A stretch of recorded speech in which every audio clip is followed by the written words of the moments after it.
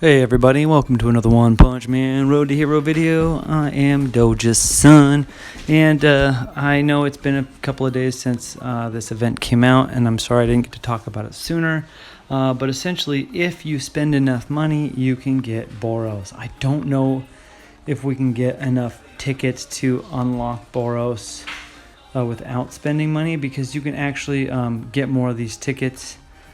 Sorry, where are they from? You know, if you like recharge, not with this first recharge, but in the,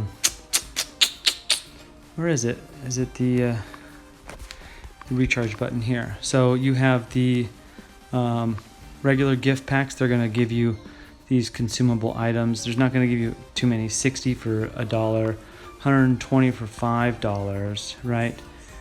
There's weekly gift packs that looks like won't give them to you, but the daily gift packs will. And then there's these time limited ones. I thought, yeah, so here's the event exchange packs. So if you spend a lot of money, you know, look, $100, so it's going to cost you $200 just to get 4,000 tickets in order to buy BOROS. Now let's go into the character album here, and we'll go ahead and look at BOROS's kit. Now, one thing is, because of the fact that he has no type, he actually fills the slot for any type. So if you're running, for example, 4 Psychic and BOROS, you get the 5 Psychic bonus, which is really great that he gets to add that, whatever the next class type that you need for him. That is really kind of cool. Now, in these characters, you can change the drawing to the model. I don't understand the difference for that or why they put that. I know that in 1.0, this was the character art that would automatically come up. Oh. And yeah, I should have turned my Do Not Disturb on so I don't get those banners, but it's okay. So let's go ahead and he's also a fearless type. So he's got the orange fist, and then he's got a damage over time and a tank roll, which is interesting that he's got a tank roll because he's definitely more of an attacker. So if we look at his dark combo, he attacks the confronting enemy with 3 hits, dealing 100% attack damage to it and 60% splash damage enemies next to it. So that's pretty cool. He's got a little bit of a multi-attack on his basic. Then as you level him up, you get higher leveled abilities, increases the damage received of the normal skills target by 20%.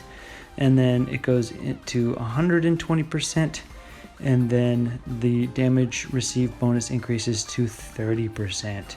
So it's pretty neat. And then the splash damage goes up to 80% as the final upgrade, which is, you know, you're gonna have to get multiple copies of BOROS in order to even think about getting it to that level 5. He's probably the hardest character to come by in your draws. You can get him from your, just opening packs, but he's super rare, super duper rare. So now his meteoric burst attacks a confronting enemy to cause 240% attack damage and causes 190% splash damage to the remaining targets. So it is an AoE, but one character does take extra damage, and then the damage dealt can ignore defense as you level it up, and then eventually the damage and splash damage increase to 260 and 210. Now his chase ability, the normal skill, definitely causes a knockdown, and there's a 50% chance to chase and hit a knockdown enemy, dealing 100% attack damage and inflicts silence, which lasts 2 rounds. Oh my goodness, silence. That is amazing on a chase, which is just like Mosquito Girl. So basically he's Mosquito Girl on steroids.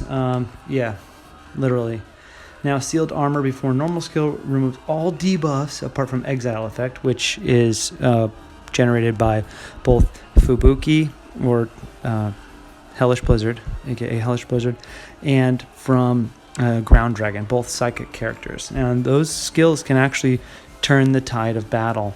Exile is good, but especially when you're facing against a BOROS, because of the fact that's the one skill that he cannot cleanse himself of. But he'll shed stuns, attack down, whatever other debuffs that you apply. And then every time the debuff is removed, his attack is increased by 10%, up to 30% at most. And every time a debuff is removed, he gains a shield, 5% max health, which can gain up to 15% health. So the shield is huge too. That's kind of where this tank roll comes into play. So I don't have Boros, so I can't show you any gameplay unless I go and fight against a Boros. So what we're going to try and do is we're going to go ahead and go into tournaments, and it's possible that we can find somebody who has Boros. Now most people that have Boros, you know, use him as their profile picture. So yeah, and this is one of my alternate accounts here. This is actually one of my better alternate accounts because I've got the so-called ideal team here. Here's Boros right here. Look at this. Okay, so they've got me 162, and you can see that there's 2 fists, a gun, and a mech, and Boros. So Boros ends up making that 3rd fist for the 10%, you know, because he kind of is a wild card when it comes to that. Now, my squad here, this is what I've learned from some of the people in the main Discord channel, some people that have been playing on some of the really older servers from way back when. I've said that, you know, basically Eyelashes is OP because of his buff ability. Tatsumaki has an ability to increase crit chance. Metal Bat can reduce the defense, and Golden Ball has a chance to do extra damage, and Genos adds attack up to everybody. So this is what a lot of people consider one of the most efficient or best offensive teams for both the campaign and for PvP. Geez, I wish I would have turned that off. Sorry. And so we're going to go ahead and see if, you know, going up in power, and since they have more power, I think they're going to go first. Yeah, so as long as Genos doesn't kill Eyelashes, he should be able to get his thing right away. He's going to give the attack up to Tatsumaki.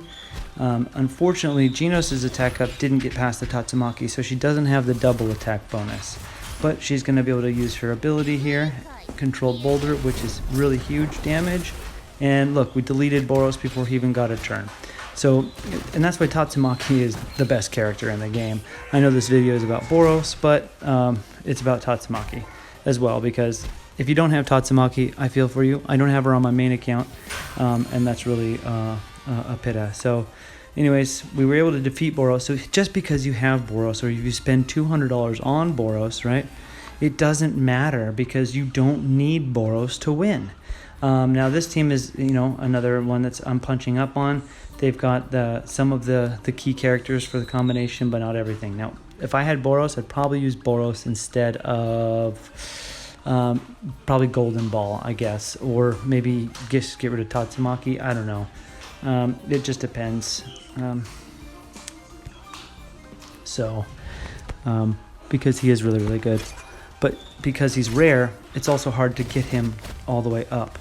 So let's go ahead and get that attack up bonus with... So now she's got both attack ups because she's got one from Genos and one from Eyelashes. So this means if she gets her ult here, since she didn't take any damage, look, she's got all these buffs and I can't use them because she didn't take the damage. Okay, cool. Did she get her ult from that? Nope, she did not. And that is unfortunate because she would lose all those buffs this turn. And then that's going to be game over for me. So it is a little bit of RNG. If you can't get that that buff or that AoE in the first round when you have all those buffs, it's going to be harder to get the win. So Meteoric Burst is going to kill him. There she goes. And Genos just doesn't have enough in the tank to kill Boros. He's going to kill these other two, but Boros is just, he's way too strong. Oh, he didn't even kill Bang, damn. So... but you see that, like, if I had a little bit better RNG with her being able to get the ult, I almost won 163 power with 131k power. And the reason for that is my setup here, right? How did I have it before? Like this or something? It was like this. Is this, let's say that, this team right here that I'm using is, oh, I guess I did have it in that formation there. We'll go back to the defense and reset that. Defense, yeah, put it there.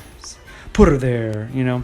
So depending on the RNG, it is possible that you can win with a lower powered team when you're using Genos and Eyelashes. Because Genos and Eyelashes, and the reason you want to use Eyelashes over some other buff character like Slugrush or Moomin Rider is even though Slugrush and Moomin Rider give the attack up to all the other characters, Eyelashes gives a higher attack bonus and to the player who has the most attack. So you're going to be relying on your ADC or your attack damage carry. It looks like, again, Tatsumaki did not get her ult in round 1 to delete the enemy. Oh, and she's gone completely. That is just terrible. Well, at least we have a golden bullet here, but he didn't get the bonus damage, and we lost again. So had I been a little closer in power, totally would have been winnable event. But so this punching up, I'm saying, I have a much lower power. I mean, that's how people play the story as well. It's like if you end up getting stuck on a boss, you're going to end up needing to do some kind of a thing, just like we were doing before. There's no difference between this and this because he's still going second and fourth. It just depends on the enemy's formation, on how you want to use your formation. So this has been just a little tidbit about BOROS and how you can use the other characters if you don't have BOROS. Anyways, I'm Doja-san. Got a crying baby now, so thanks everybody, and we'll see you next time.